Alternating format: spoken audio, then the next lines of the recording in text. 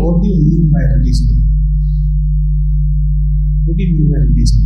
If religion just means following a particular code of conduct, if it means that I am loyal to a particular book, if it means that such and such will be my pilgrimage centers, if that is what is religion, then this religion is just something that you have been conditioned to believe in.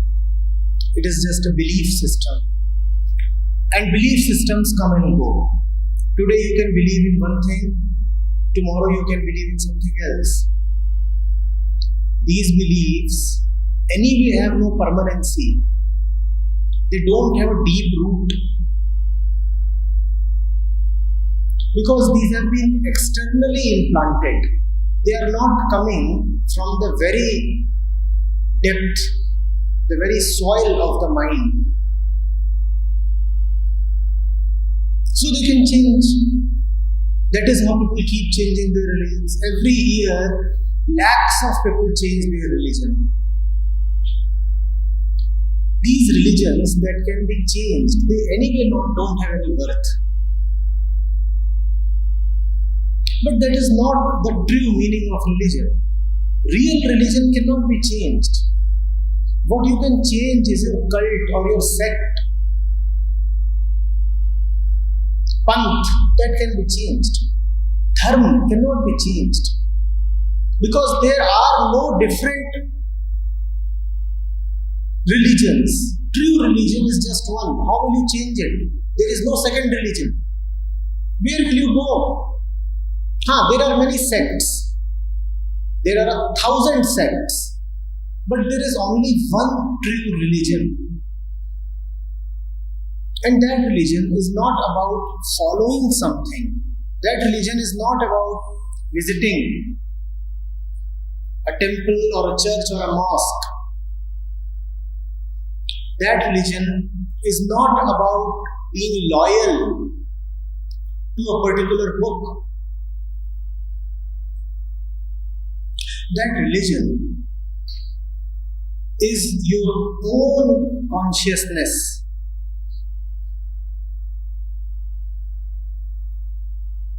Religion means I will act in a way that brings me closer to my center. And because my situation at different times and at different points in life, at different locations, is very, very dynamic, changing, different. So, real religion does not give you a code of conduct. It awakens your consciousness. It awakens your understanding so that you know what is the right thing that must be done. This real religion has no name, just as God has no name. Real God cannot have a name. Similarly, real religion cannot have any name. Gods with names are just substitute gods, not real. Similarly, religions with name, they lose their essence. The essence of religion is a nameless, formless essence. So first of all, this question about changing religion is not at all about religions, it's about sects. Yes, sects can be very easily changed. And as I said, millions of people change their sects every year. That is happening all the time. And there are people who change their sects 4 or 5 times in their life. First a Hindu, then a Muslim, then a Christian, then a Jew, then again a Hindu, then again a Christian. People keep on doing that. There have been people of such kind who have been changing their sects every 5 years. This was their hobby. This can be changed. But whosoever is doing all this probably has no understanding of real religion. Real religion sits in your heart. How can you change it? It has no name. How can you substitute it with another name?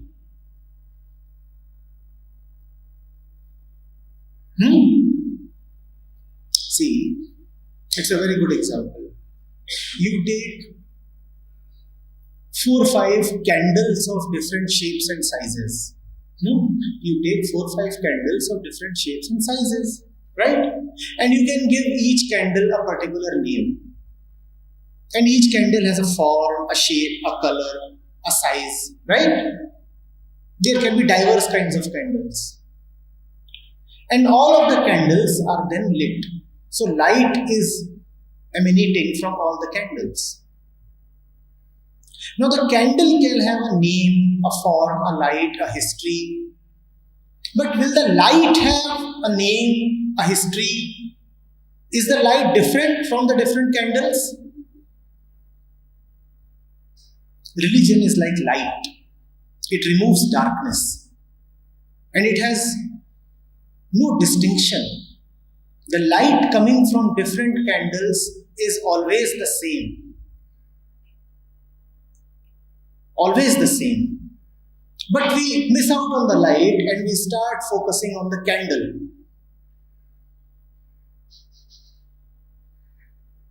And we think that by changing the candle, probably we will get a different light.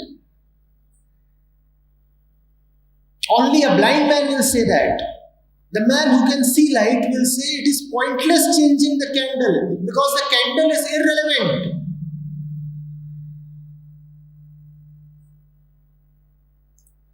What is relevant is the light.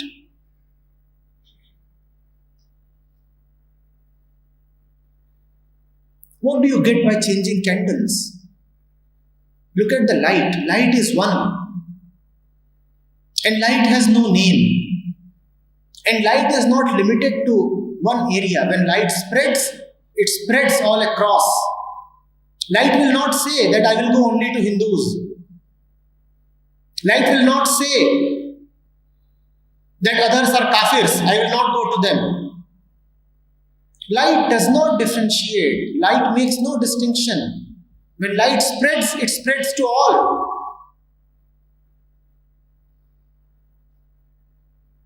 Have you ever heard somebody say, "Sir, I want to change my light"? There are how many tube lights in this room?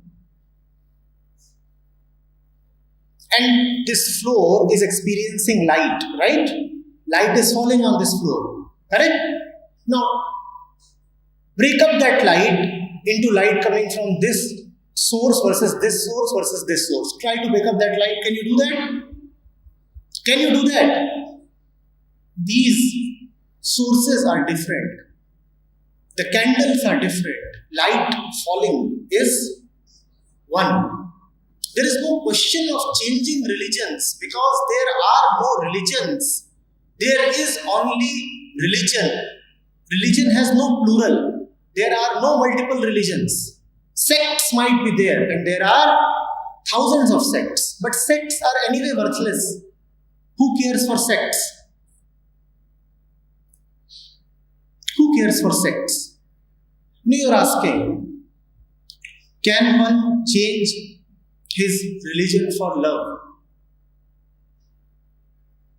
First of all, religion is not changed. Second, love itself is very, very close to religion. You will not be wrong if you say love itself is religion. You do not need any other religion if you know what love really means. And remember, love is not what you commonly see as attraction between a man and a woman. If you want to know love, then you have to go to a Meera or to a Kabir or to a Nanak. They were all saints and poets of love. They did nothing but sang of love. Go to a Farid or go to a Rumi, and then you will know what is love. They know very well that only out of true religion is love born. Love is not sexual attraction. And when you are really in love, you do not make demands. I have no understanding of love. I have not known love at all. If I demand that you must change something about you, only then you are acceptable to me. You say you love a girl, and then you go to her and you say that you must change all these things about yourself. If you want to be lovable, go change your hairstyle. You don't know love. You tell her you want to be lovable, go change your dress. Get some modern skimpy dress. You don't know love. You want to be lovable, go change your surname. You must take my surname. Then you don't know love. You want to be lovable, then you must change your house. Leave your house and come to my house. Then you don't know love. You want to be lovable, change your sect. You must accept my sect. Obviously, you do not know love. Love does not make these kinds of demands. Love never makes demands of any kind.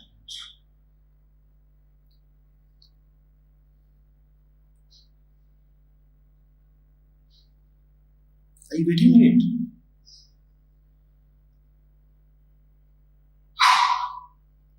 It is not only about asking the woman to change her sect, the so-called religion. Don't just think that that is unjust. We all are very, very unjust. Don't we all ask girls to change their house? Don't we all do that? Don't we all ask girls to change their surname? Is that not happening in our very family? That women are being asked to change their surname. Is that not happening? That is not love. Any man who is doing that surely does not love. And not only do men do it, women also do it. Oh, you are my husband, so you go and change such things. This is not love. And then you say you are acceptable only when you live and behave in a particular way. This is not love.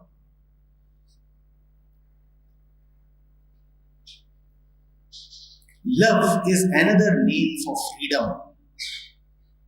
Love arises out of freedom and gives freedom.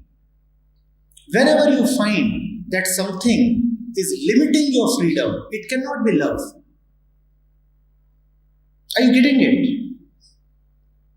Love is the fruit of freedom which gives rise to more freedom. Only a free mind can love. The mind of a slave cannot love. Does a slave have any right to love? The slave does not love. He only obeys the commands of the masters. Only the free mind can love. And when you are a free mind, you help others be free. You do not limit their freedom.